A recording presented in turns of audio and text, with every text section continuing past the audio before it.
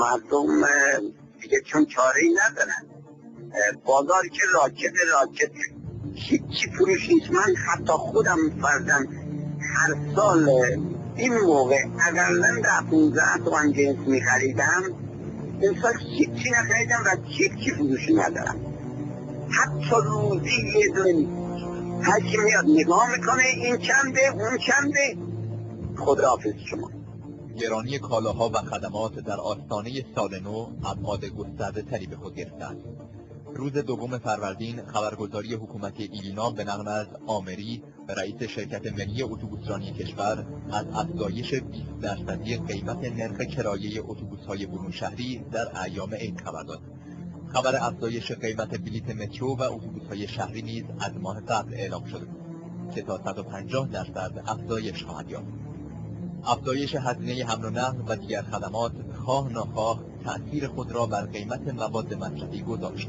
قیمت انواع مواد غذایی از نان تا لبنیات و میوه به شدت بالا رفت، به نحوی که برخی از آنها در مقایسه با سال قبل به چند برابر رسیدند و حتی در مقایسه با ماه قبل گاه تا 2 برابر افزایش قیمت داشتند. یک هموطن گفت: الان وضعیت گرانی و فقر شدیدی که بین مردم هست، یعنی وقتی که یک نون بربری 500 تومنه، مردم از این عاجز هستن برای خرید شب عیدشون، برای خرید برای بچه هاشون. مردم در یک فشار بسیار بسیار بالایی قرار دارن. دارو قیمتش 2 برابر شده. یک آموکسیلین که قبل از 1 ماه پیش الان اینجا 100 تومن بود، یک دونش حالا شده 600 تومن. یعنی واقعا قابل بیان نیست این فشار اقتصادی. مبارزه برای بقاست. موضوع فاصله شدید طبقاتی اینجا در نقش بالایی بازی میکنه. ما روزهای پرالتهاب و بزرگی پیش رو داریم. خبرگزاری حکومتی ایلینا طی گزارشی از گرانی تصویری از افت فاحش قدرت خرید مردم به دست می‌دهد. این گزارش از قول یک مغازه‌دار می‌نویسد: جنس‌هایی که ما از ماه بهمن آورده ایم هنوز فروش نرفته است.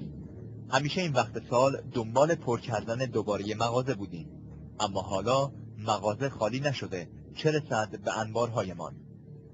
او میگوید: میتوانی چند دقیقه اینجا منتظر باشی ببینی که وضع بازار در چه حال است. پدری که پارسال 200,000 تومان از من خرید کرده امسال آمده یک پیراهن برده. خانواده ها کودکانشان را با خود نمیآورند خرید. مبادا کودک چیزی بپسندد که خانواده توان خریدش را نداشته باشد.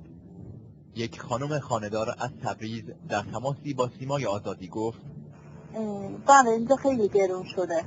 یعنی مثلا یه جفت کفش میریم میخریم، ساده‌شو میخوام براتون بگم، تا 85 تومن کفشه. نمیدونم اینجا هم درآمد به اون صورت نیست که مثلا آدم بتونه 85 تومن رو بده به یک کفش. من خیلی گرون شده، همه چی گرون شده.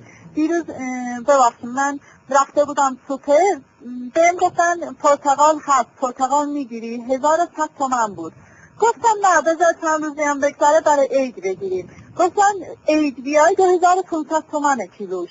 اینجوری همه چی اینجوری گرون شده که دولت خودش گرون میکنه. خیلی در کل خیلی گرونه.